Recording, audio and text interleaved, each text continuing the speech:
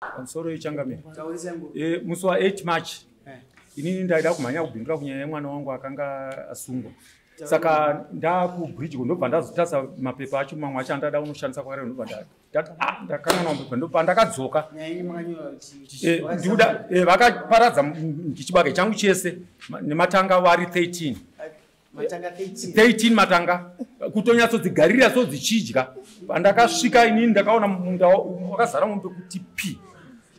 Ndobva ndadziburisa ndobva watanga kutodzibvisa futi dzidzokere kumunda kwekwe kusvika ndakadaidzira asi varidzi vemombe vaitozvinzwa havana kuda kuyazondibatsira. Akadzorera futi ndiani? Vakomana vacho vakanga vakagarira kuti dzidye vaifudza ndo vana vavo ivava. Saka ndo vakanga vachiruva mombe kuti dzidzokere futi mumakare momo. Saka pandakazoramba chinetsana navo kusvika ndazosvitsa mudhamu ndopandakasiya vana vaiva ndobva vazotiza nemombe ndakutaura varidzi vacho.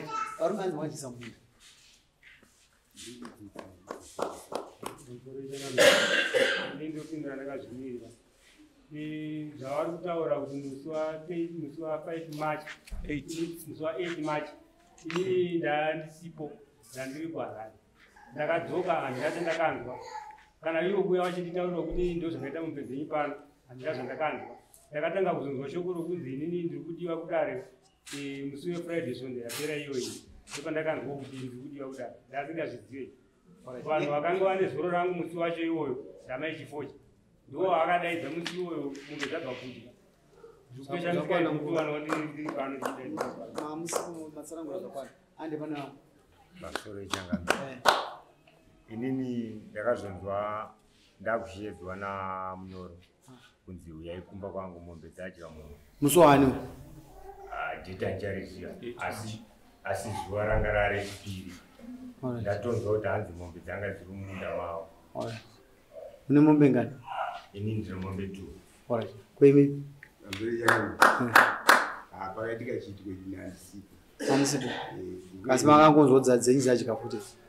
Samwe ndakatozobva musi wa 28. Ati? Samwe ndakazobva musi wa Friday. Aiwa, pindura. Makazozwa musi wa Friday. Yeye yakaita munani? March 8. 8 March. Yakazorepotwa rini? Ndakatoripota ndinguva iyoyo. Kunokudai. Tunamiri. Pamusoro changamira. Zvakaitika avasi vagarisana. Mombe ndadziburisa mumunda ndavapa. Ndobva ndatichuya muone zvaita mombe dzenyu. Ndobva vaona. Ndobva vati mombe dzikaidzi vamwe varidzi vachapa havapo vana adika mangwana kuseni ndisabva kunzvimbo iyeyo kwandakaenda naye kumunda nemumwe wacho. Akati mangwana kuseni ndouya nevaridzi vemombe. Nechokwadi akauya nevaridzi vemombe. Vakauya pakati pakwangu aripo 7. Saka chinhu chakaitika apa ndechokuti ivo vakanga vakavigana ndisingazivi kuti vakanga vachitaura kuti anga ane zoro ndiye anofanira kutaura nyaya yacho naamunyoro. Saka pandakazoti inini aloreti ndikuda zvakati pandima yangu yaparadzwa nemombe hectage yakura sei?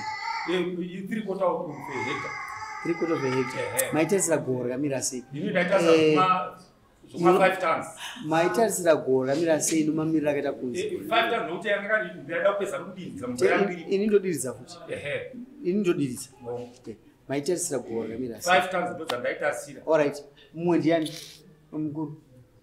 Muri mumyairi? Muri mombe ngani? 6 kwemi? Sabo?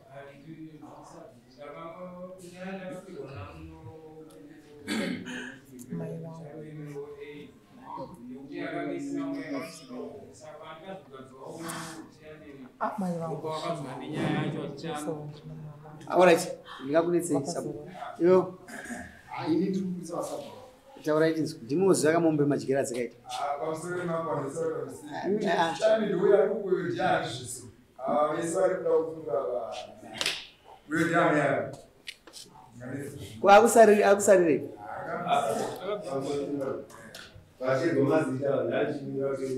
Ndiwo gumbo. Gumbo taura chinzwi. Mungushwa vamiro vakazvichizvenda singaofuta kuchete. Saka vakakundikedzana munyoro kuti uyai muone zviya. Shuwa inini ndakashedzwa namunyoro kandaenda. Ndine nguva wachariwa murehwa. Ndaenda inini hatina kusvika kumunda. Mombe zvanga zviri dzakuhodhi kumango. Ndobva titi mombe dzacho. Vafanira vachibvisa mombe pamango vatizibadama vakasidzana namuyoro shuwa tikaterwa pana tikakumisa pane mombe dzaninedzani ndikati sindu vana vakawanda kudai so ndikatiende tinoona kuti ndiani ndatichimisa vana titorona vana kuti mamuchiitana sei nokuti ivo vaiti yakairwuyaonishi ndevana taura tichinzisana nevakomana ndobva vati shuwa yamene tinoona kumunda kwacho shuwa mambo takasvika kumunda kurimwa varatidza pakarima asi chikazondinetsa kuno uku ndechekuti mombe shuwa makaita ground ndomaonera andikaita asi zvisafana kubvisiwa babu ipapo nokuti mamusisira kana chaisirwa kunzi ichi tichachidai daiti vangoziwana zvinhu zvirimo shuwaiti vatasvika payaka takuchitaura nyaya ndobati ainini zichaudza vanhu varidzi vemombe idzi vandatevera vana vabereki avo ndichivaudza kuti tikuita kwamunyoro mombe dzaita sedzacho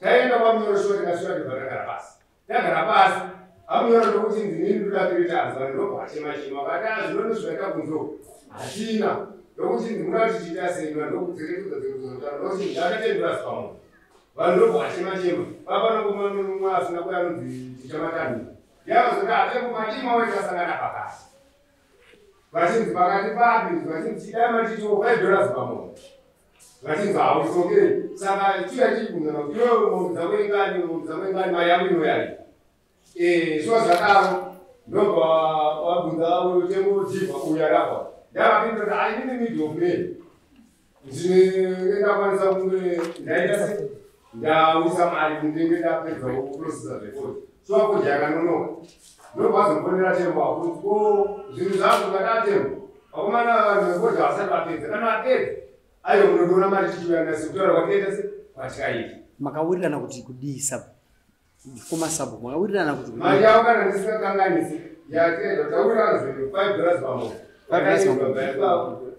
saka ndakaibaongotaura kuti sabu kuti ari kwera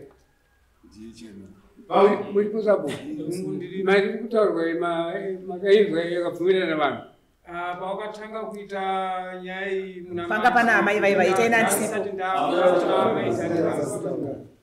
zvakanaka sati ndoda kubvudzukira kuna munyoro kuti mitemo kana takuda kuenda pamutemo chaipo mombe kana dzadya mumunda mumunhu munotaura kutaura kwazuri kuti vanditi chii chinozotevera chinozotevera kudaivwa kuvanhu vacho movoita sei vonoona pozouyani futi mashure macho imomo kana vakakavadza panouya wearex kana vasina kukakavadza panotauriranwa zvamune mawiri apapa nokugarisana kwenyu saka ini ndakavanzwisisa vachiti zveshukwati mombe dzanzi nevana saka inini ndaita sei amunyoro muno ndokuchajai ndokuchajai inini ndokuchajai amaifawa kuti agreement ka isina sabhuku isina chief kana munhu wearex sabhuku anga aripo aiwa makawirirana $5 panhasi kwete makawirirana china amunyoro ini ndakati inini ndikuda 3 tons ndobva wachema ndobva ndati alright muda kuti svike papi ndobva watatsekeredzana vasvika pa2.5 tons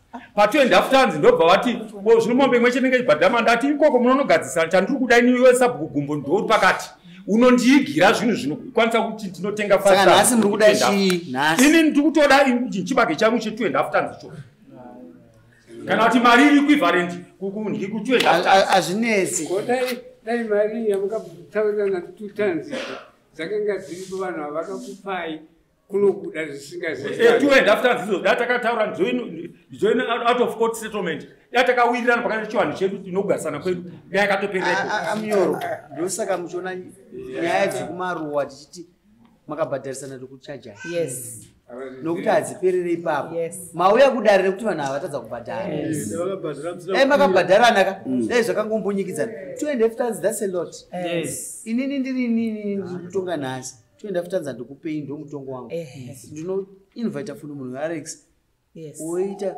probability yake kuti dai mamune zvirimo hapanaka vashoma vanhu vane 3/4 no nandakarima kaita kuzvindera mambo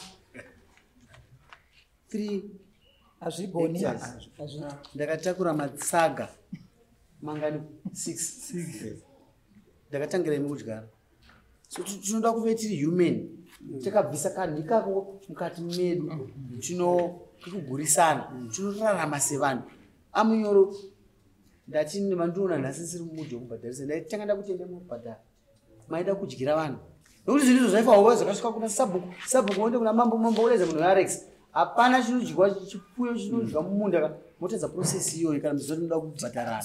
This is a process inofanira kuti iitwe 2.5 tons handisi kukwanisa kupa 2.5 tons ndine zunde ramambo randingatokubatsirawo naro kupaiwo kuti mudye kwete kuti ndibhadharise munhu 2.5 tons. Ava vanhu vangu uri munhu wangu ngatiitei zvinhu zviri reasonable titaurirane zvakanaka. Wanzwa Munyoro? Titaurirane zvakanaka. Iyi nyaya iyi sedhedheni muda kuita zvamuda kuita but mambo waramba because from Zutura naSabhuku ndinoona kuti kana ndai makati $5 kana akaita matanga 17 calculate imari i1 ton ndo pandaitosetla ipapo ndingasangana ipa 1 ton nguva yakaoma ino hatidi kupfidzisana ndokunzwisa vanhu vakatadza hapana ndinoningirika but ngatirambe tine humanity iri mukati medu takaibvisa chete ina handizogara pano manga muchitibatsira kutongapo ndazoona kuti muchiri mumweya wokuti tiri vanhu kunyepe ina ndichakwanisa kupindura changamiri ina ndichakwanisa kupindura pamatauraka ndatoona zvakawanda chaizvo ndacherechedza ndamubva nyatsoona ende mushandisa simba renyu handikwanisa kupindura izvinezvo nokuti ndatopedza kana muchiti zvenyu vanobhadhira 1 ton yacho inini ndinongonyara zvamune matonga imi ndo zvandota sei ndo zvandinotambira mimuna machi kutarisira kuti bage chachasvika mombe dzingadye 5 tons tinonwa mvura dzorarama hatisi kufunga ka isusu hatisi kufunga teereraika nomo Amunyoro havasukunyara kuno mune vanhu vanofunga tikuti isusu dai matanga akaparara kunyeperere dzaifa mombe ngatitei vanhu ndosati kuti ngatirambe tiri mweya wevanhu dai mombe idzodzo zvazviri izika dzakatinwa kudzemvura dzasirapa kudzoka aizvo tine zvimukuyu mudzimba tinotonga idzi nyaya idzi pamusoro changamiri dzinoita chimukuyu nechibau chakadai so dzinoita chimukuyu dzichiita kuita sei mombe dzanzi dziripo matanga 13 woita chimukuyu nechibau chakadai so haisi mugurikai ndaida kuzvangu kubatsirawo kuba panapa ndafunga vangu vataura ava vanzi ndosabhuka zvikunzi sabhuku vakunge vasipo handi ndizvo asi imi muri kuti makasvikako makaedza kutaura naMunyoro mukawirana $5 handi ndizvo aiwa ndinoda kuti ndizivo bhozi ndanzwa funge matimi aMunyoro makataura nosvika $5 ndizvozvo pamombe ko machanges enyu machanges azobva papi futa vakanonoka kubhadhara alright vakanonoka kubhadhara machanges matauro ati kwanyaya vakanonoka kubhadhara but kana mauya kudare manje inini kana nyaya yadai so ndinoda kuti muite appeal to the next court which is the Majesty Court nokuti nyaya yakadai inini ndinoda vachengetedze vanhu handisi vaurayi vevanhu ndinoda kusiya vanhu vachiwirirana ini ndanga ndichifunza murume uyu haasi kuona kuti 1 ton pamusaka pei arifunga kuti kumudzvanyirira ngaadaidze munhu weArex aende munda apana pakarimwa panooneka kavaru panooneka nyange chisisipo panooneka kuti handei paground kana manditendera inini ndikuti nyaya iyi inoda Arex mukati kana muchikwanisa yodzoka mudare muno neripoti yaArex saka nditenderei mudzoke kudare kwenyu munoya neripoti yaArex ndazwa Munyoro vachiti changamiri ndakuteerera zvamutaura matsananguro ndanzwa kwaita vanhu yekuzi sabhuku vakanga ari vachisainira $5 vawekera mari yavo tikuona kuti ini nyaya yakadza sezvinoda kuti tine vanhu Amunyoro vatira tine muchanga vachipedza nyaya yanyaya ndinoona nyaya inona kuti itaurise ipere pakuona kana vachiita zvipere maita basa batsika pakataurwa kunzi 2.5 tons wogeja 3/4 of a hectare you start to question kuti ndiri kupa judgment iri fair you start to question yourself ndiri kupa judgment iri fair but ndinofanwa kuideliver judgment nokuti ava ndevangu ndakatya kuvatonga handisiri mama saka inini augo for one ton vari matanga avo iyaya hapana anobvisa mari. Munhu ngainotsvaka chibage ape munhu nharaunda uyu handiti chibage chakapukutwa munhu nongo yambochisiya panapa musi wa 16 nokuti nyaya yakaitwa kudhara but for 2.5 tons that's a lot. Hakuna munhu akaproduce ndofunga imimi chete ende hamuna kuita zvakanaka saka tinoda kuramba tine mweya wekuti tirambe tinowana mazvita endai munosaina mese nini mese vanyorerei vakanga musipo kasi mombe dzakadya ende kana vane mombe yavo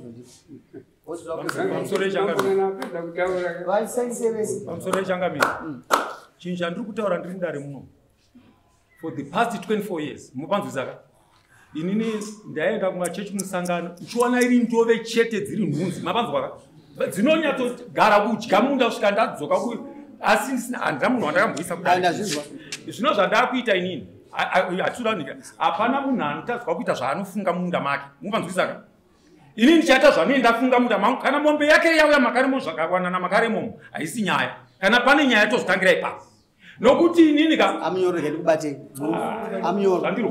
amnyoro mauya kwamambo zvandirwadza ndati mauya kwamambo ndauya kwamambo mauya kuzoenzaniswa zvemashiripiti muno mandizvide manzwera amnyoro manzwera zvemashiripiti handizvide uye toda kuramba tichipanana respect hatidi kuda kupfuurira murayiro yedu pamwe ndiri too soft but ndoda kuti zvinhu zvirambe zvakadaro ngatisiye gepi rokutungamirirwa nevanhu vedu vari munharaunda kana mafunga ada kushandisa mushonga budai muno chaitohere mombe ina handine mombe 74 manzwaka ndaona kuti hapana ufuro mapanzwaka ndakabvisa mombe dzekuazoita mitauro endai musaina varume uyu murume akataura anesa mombe yake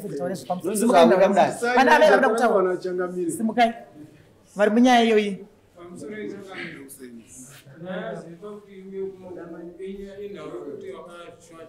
vataura nziminda kutsikurima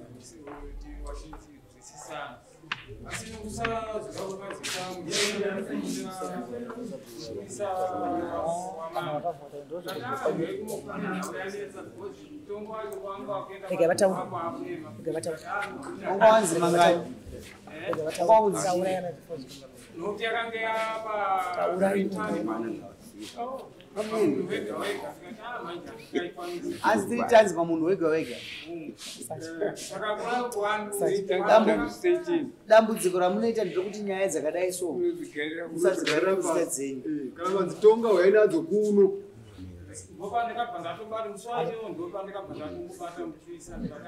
endai amai sainai masainai aiwa varida kutaura azvokutaura mombe dzakadya kumunda enda musaina chete mombe dzakadya yausaini enda musainawo dzakadya aya enda musaina vakanga varipe naikisa vanochengeta mombe ramaenda iwo nyaya mombe dzanse vanoadika maisaina usarambe muri muhondo dzamusingagoni uda kusaina uda kusaina yamini ndiana amai uyo ari kutoti amai vari kusaina vauya sekomiti saka ari kubvunza kuti amai vari kunzi vasaina vari kunzi vasaine kuti chiwo tati vane mombe dzakadya kwanongosainei ndozvanga vachida kutaura ati tanzwa munoti takateerera teererai zvanzi mombe dzangu dzanga dzina amai zifodya ndovangu vanozovo amai zifodya ndimi kai eka ndo saka muri kusaina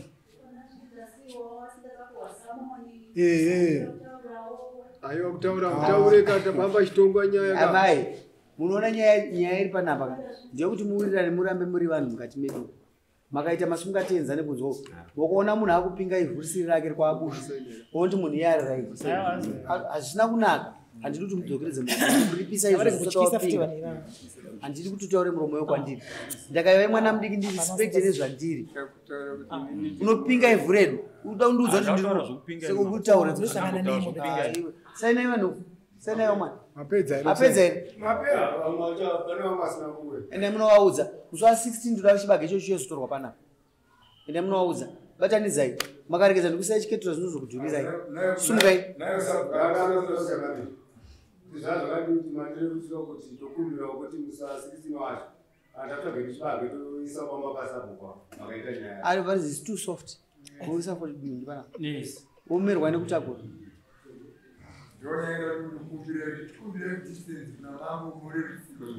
sabhuku kuende upya oubi zviri nani chiende sabhuku ngava inacho pano murume uyu haumbomugona ndoda kuchiona ini ndatorwadzwa zvokurwadzwa